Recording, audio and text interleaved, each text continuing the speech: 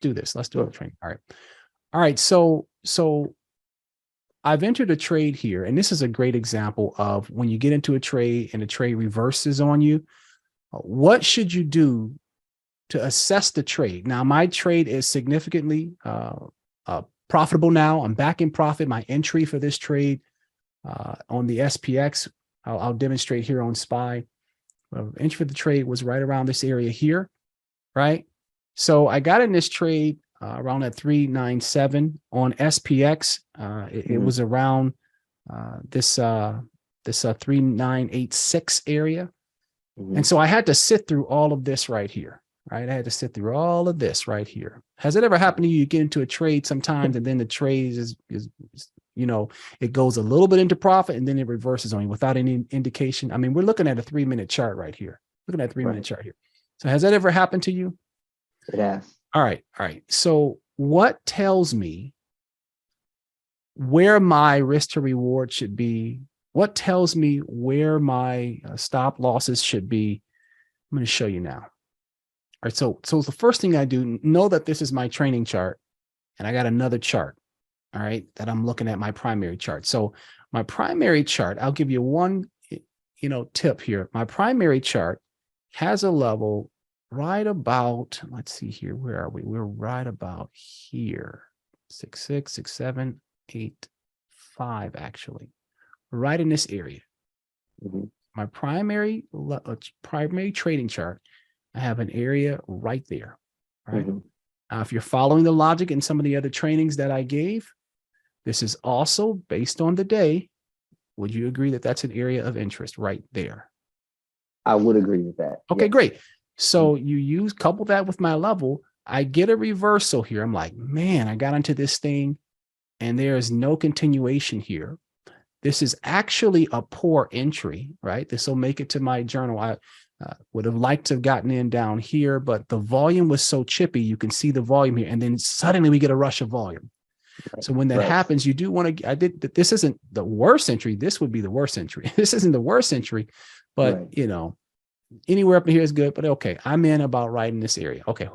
So I've got to sit through, let's see here, 3.7, what was it? 3.74 area, 3.6, nearly $1 drawdown. Right. Nearly $1 drawdown. But because we have this area of interest here, now nobody knows 100%, but you could use your probabilities, right? I have a high probability. Remember this phrase: what once is the ceiling has become the floor. Have you heard that before? I heard you say yesterday on training. Yes. Okay. Now I heard it. a perfect example. I trained it yesterday, and I'm using that same trading today. As I'm using what I trained you in. I'm practicing what I preached, right? Right. So I am looking for the hold here. Do I have to sit through a little? Yeah, this could be painful, but it's only as painful as the contract that you have. If you got a 3 to 5 day, it's not that painful. If you got a 0, you're sitting through some pain. Now, the good news is if you do have a 0 and it snaps back, that's going to be an aggressive snapback, right? You'll be fine. Right. What you care about is you want to ask yourself 3 things in this example. Number one, what's the number one question you need to ask yourself when you get into a trade? I got it. Where are we going? All right. That's number one. All right. So number one, where are we going? All right. So, in the Discord, and let's go over here. You can keep me honest here. First, boom, right there. Scalping 405. Pairing with SPX trade will trail tightly. So it's no secret. Everybody knows I got 2 in play, right? I got 2 in play, right? So that means I can take a double whammy, right? I can take really get cooked on that one. Now let's go back even more here. Let's go back even more. Give me a second. All right. Ooh, it's rocketed now. yeah, it is. Yeah, it is. And I'm happy with that, right? Got my money. All right. So let's go back here and let's take a look at, cool. And then at the same time, see, here's the entry. You saw me say, I'm in calls, load the boat, 3992 and 4,000 are my seconds. So I'm loaded on this thing. So think about it. This could be a substantial loss. Yeah. If I don't look at that, hit that, look at that. I can't even make that up. We're trading, we're doing this live, and you see that hit my target to the T, and then a new candle open. Man, oh man, I love this stuff, don't you? Let's check on SPX. How about that? Let's check on SPX. Let's go over to this chart right here. Let's check on SPX. All right. Whoa, look at that. So we're just shy of our major target on SPX of 4,000, right? I'm in profit, so I'm trailing. Happy with that. I want to see a burst. And if we get that, that's going to push me into a deeper profit and will allow this thing to go for the gap fill. So right now, six points away on SPX, right? 6 points away. Yeah. Just understanding where you're going. I think the way you say it makes so much sense. Yeah. Being able to like really look at it like a roadmap of where we're going. Where are we going? That's, you got to understand, and that helps you hold through some of this. Now, I'm not telling you if this thing drops down to the basement to not get out the trade, and I'm not telling you to have a stop loss there. But my stop losses, my risk to reward, they're based on my levels. Remember that they're not at the level; they're based on. So they're going to be around that level. So I would need to significantly. I would need to break and close past this level and my area of interest for me to get out this trade. This would tell me this trade is broken down. It's not going to come back around. It's not going to come up here, right? It's not going to come up here. So this is a great example. Again, this is not the best trade in the world because the entry in the field is poor. Down here is the better entry. Now you could say, well, Katie, well, why wouldn't you add more here? I don't average down. Right. I don't want to put more risk on down here. Right. Well, what I will do is pair it with another trade. Right. So if I'm in SPX long here and I'm, chipping around, then what I will do is grab the futures down here.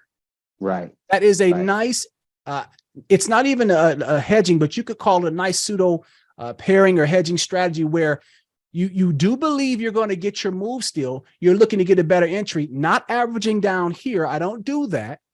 What I do is I'll grab a secondary position in another asset class and I'll maximize the move. That way, by the time we get to here, if you look at the P&L, you've already made money. Right. Everything else is now profit. And then you let it go to its overall target and you're good. All right. So that's a strategy there. So let's wrap this up so we can get back to the futures training. All right. The first thing is, where are we going? The second thing is, where's my area of interest? What would the area of interest indicate? It's going to indicate some volume. Did you just see the POC snap there? Yeah, it did. See that POC snap down there, right? So the second thing I'm going to ask myself is, all right, where's my area of interest? Is it at my level? Is there volume? Are we moving, right? All that cool stuff, right? The third thing I'm going to ask myself is, what is the risk to reward? How much do I have in this position? Right? Am I willing to break down past this area? Right? That's all going to govern whether or not I can hold this position when a position goes against you and you need to sit through a little bit. Right. And then if I can go back to this one here, area of interest, I'm not just going to be looking at volume here. I'm looking at volume on the day. So where are we going? All right. Well, earlier today, we traded these moves. Right. And then all of a sudden we got pulled up here. Right. So, and we get this rush of volume and then we hold here. All right. Well, guess what? I believe we are at the very least coming back to the high and my entry is down here. So I'll at the very least make a little bit of money on that move. It's not a failed move. But what traders do is they allow this thing to go negative against them so much that they can't reason or recover or think anything about the coming back around or making their money back or anything like that, right? They can't even keep their mental straight because they've allowed it. They don't understand where we're going. They're not paying attention to areas of interest, volume, and levels. They don't understand risk to reward. They're trading a low volume time frame. I mean, so many things are happening where they can't handle it. Okay. Right. This doesn't happen often, but it's going to happen at some point. Yeah. It is going to, I'm glad we're training on this today. It is going to happen where you are going to get into a trade and the trade is going to go negative immediately on you or after some time or suddenly reverse on you. And you need to make a decision. Any trader that says that it hasn't happened may may be lying, or they may be such a tight scalper where they're down on the second chart. So I don't trade on that. That's not profitable, right?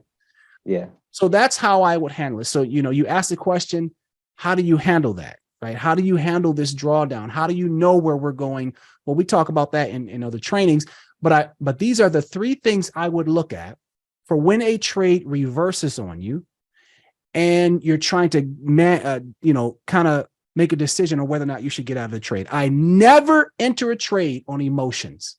Right. I never exit a trade on emotions. Never. Never enter and exit a trade on emotions. You have to enter a trades based on data points, based on KPIs, based on the system. And what are the three foundational elements I need to effectively trade? Can you tell me and remind me? VVP, volume, VVP, volatility, and price action. VVP, baby. You got those three. You understand where we're going. You're going to be good. Right, all right. Let's get back to the training now. Okay.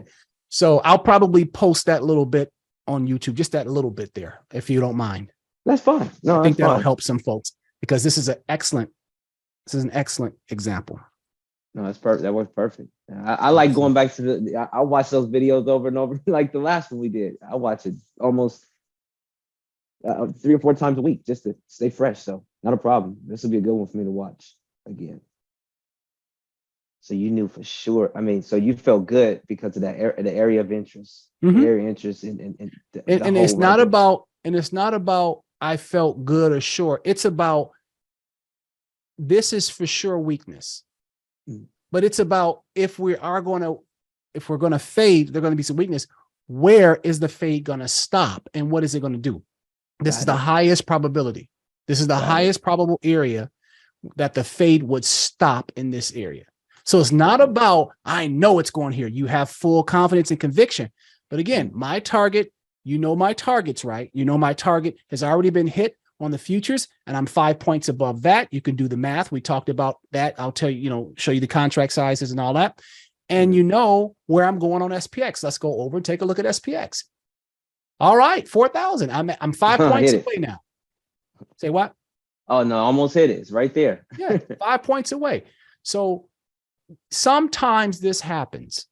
It does. It doesn't happen often, but it happens. I actually, you want to embrace these things because you want to see how you handle adversity because you are going to have to learn how to handle drawdown in trading and not be shell shocked. Yeah. What do I do? 3 things. Where are we going? Did I check volume, area of interest?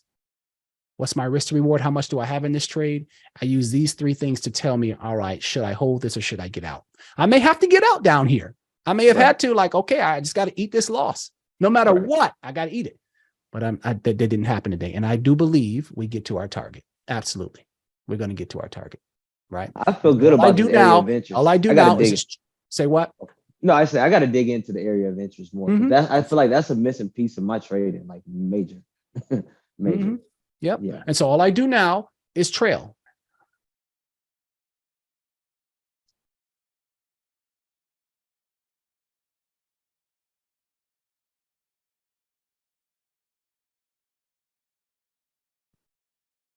All right.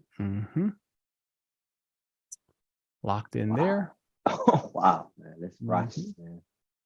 Wish I was in this trade.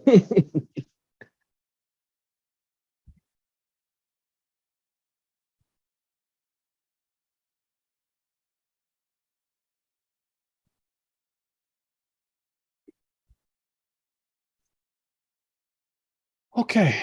So the short is this. You need 3 things: volume, volatility, price action. Don't let no one tell you otherwise, even with the futures. All right.